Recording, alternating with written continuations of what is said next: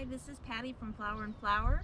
I'm in Escondido, California, and today I wanted to just show you an update of our garden that we installed back late March. And it's really doing great, but I wanted to show you because I posted this on the Proven Winners Facebook page, and a lot of you love the garden and really were interested in seeing an update. So here we go. So the garden, what we first did is we live on a slope, so we did have to flatten out the ground. So we leveled the whole ground and we made a pretty large box. What would you say the dimension is, Rob? About 20 by 20. So the dimension of this is 20 by 20. And then we bought the materials for the boxes from Lowe's. And this is called Old Castle.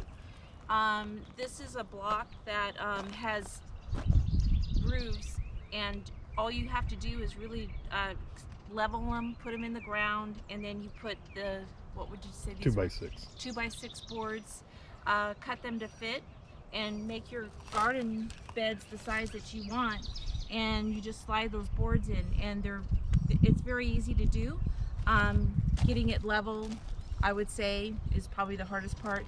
We also got a piece of rebar and we pounded it down inside of each one of these blocks. And we glued.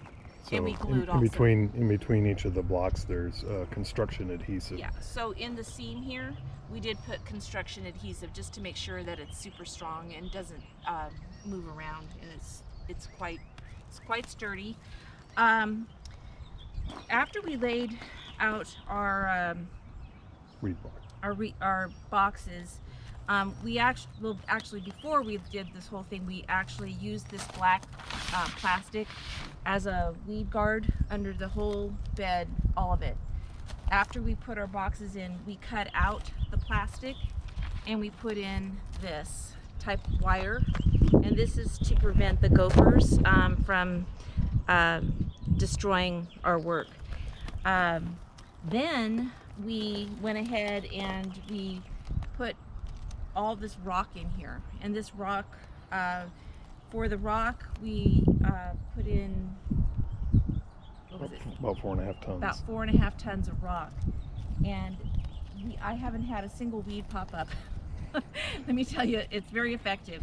It was back-breaking work, by the way. We had to haul all of them in wheelbarrows because the trucks can't get into our yard because it's too hilly. Anyways, after we did that, we had, how much would you say of the dirt that we had to get to fill these boxes? We ordered it was 6 yards. We ordered 6 yards of dirt from the garden center here in town, and we actually probably had maybe 1 yard left of the garden soil, which I love because I love to use up that extra on different projects. But anyways, after we did all of this, my husband built out of scrap wood these, I wanted to just call them a trellis, and these are just simply made out of scrap wood that we had laying around because lumber is so expensive right now. So we wanted to cut the cost, so we used some scrap wood, and then I've tied string from the top down to the bottom, and I have more than I actually need at this point. I didn't fill up the whole thing, but this is so that I can grow my tomatoes up onto the string. And then I have some basil. This is cinnamon basil in the middle, and then I have more tomatoes on the back row. I have the broccoli, and I've already got a really good head here. You want to see that? That's amazing. There's my hand, and that's doing really well. This one is a cauliflower. It hasn't developed the fruit yet. This one is broccolini, which it is actually starting to shoot out the vegetable. I'm so excited. Then the tomatoes are actually starting to put the fruit on too. I've got some cherry tomatoes down here that are starting to develop fruit. And over here, I planted all of these at the same time, guys, and I had one like incredible this is a pole green beans that just went crazy after and it's like outperforming all of the rest of these. I don't really even have a clue why it would do that, but maybe some of you do and you can tell me. Then in the center I have strawberries. There's a row of strawberries going down the center, and then I have some other like cucumber growing back here.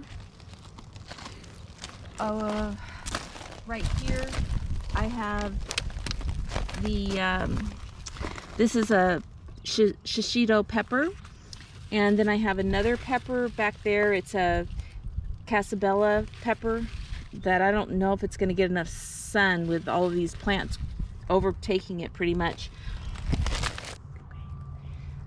This is shakabel red pepper, artichoke. We have the corn growing. I have a row of corn going across the back here. Over here is the crookneck squash. We actually had some of that last night. I did a stir fry with it, and let me part the leaves here so that you can see there's still some in there. Once they start developing like that, they're well on their way, and I'll probably be able to pick those in a couple days. They'll probably be big enough. I like them small anyway, so very good. The one in the corner is zucchini, and the zucchini is starting to put the fruit on as well. Over here, this doesn't look like it's doing much. I planted potatoes that I cut up from inside the house, and I don't think all of them have had the eyes. I think I just stuck them in here, but there's several of them coming up. There's 3 here, there's one over here, here, and here. They should be all through this whole bed though, so I'll keep you posted on that. This is more zucchini. I planted these just about a week ago. I realized I didn't plant enough zucchini, so I went ahead and bought some more. And more corn. Celery across the back. Butternut squash growing up this trellis. Oh yeah, and then these are little onions that I have growing, a couple rows of them. I bought the starts at a very well-known discount box store, and not having very good luck with any of the stuff that I bought. The onions just really maybe half of them came up, so I'm gonna have to plant something else down the center because I had more onions planned for this bed. The celery is on the back row and it's doing really well. Over here I have the watermelon, and then underneath this shade cloth is where I have all of my lettuce growing, and it's quite happy. This is arugula. This is just a green leaf and a red leaf. I want to say this is radicchio, but I'm not really sure. I can't remember what it is. And why do you have this covered? And then I have this covered here because it gets super hot in Escondido where I live, and the lettuce prefers having the shade, and it keeps the heat at bay. So we actually made these. It's just a wire that's used for chain link fence, and I just made a hoop that goes around this way and crossed them in the middle here, and then you can tie them together to firm it up a little bit. But it works really well, and it's really cheap. I bought a big roll of it, and I don't remember what it cost, but I still have a ton of it. The shade cloth is also yeah, we bought that off of Amazon. We bought it off of Amazon, and we still have a ton of that left as well.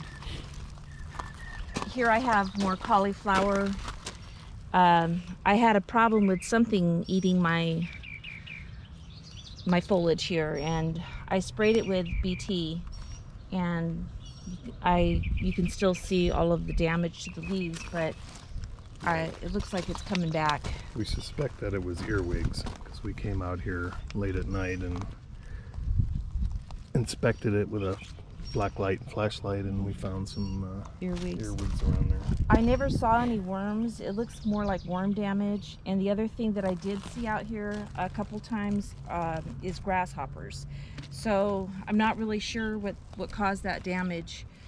And then the last bed that I have is this one. And this is another broccoli plant that I can see the broccoli starting to show up there. Some of them look pretty sad in here. This is more strawberries. I planted a strawberry in each corner, and over here it looks like I'm either not getting enough water or something's, or both. Something's eating it, or I'm not getting enough water, or both. Anyways, this is a look at my garden, and then lastly, I'm just gonna take a shot of the staircase, because we also did a staircase coming down from our moon garden into the vegetable garden. And my husband and I also did this all by ourselves. And over here I can show you an example of what the rock looked like. The steps. This is the rock. What would you say that was called? Do you know?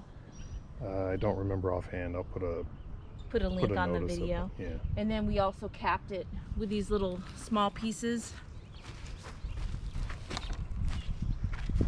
These little small pieces, and glued it with the construction glue. Yeah, so these are angled. So the blocks themselves are tapered, and then these have angles to them here so that you can make it either straight or you can make it curved. So it's a really nifty product. It was pretty easy to do. We just I'll show some pictures as we're going along.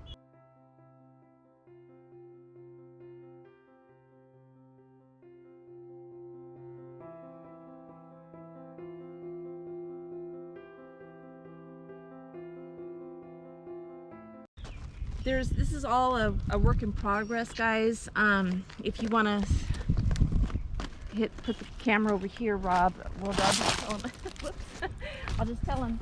Over here, I plan on putting a she shed, and / greenhouse. So this is going to be all cleared, and we're going to build that ourselves, and we'll bring you along for the journey. And over here, we have what looks like a huge mound of dirt, but this is like the slope of our property, and we're gonna put some tiered gardens up in here. And anyways, I think that's enough rambling for today. Thanks for watching. Bye.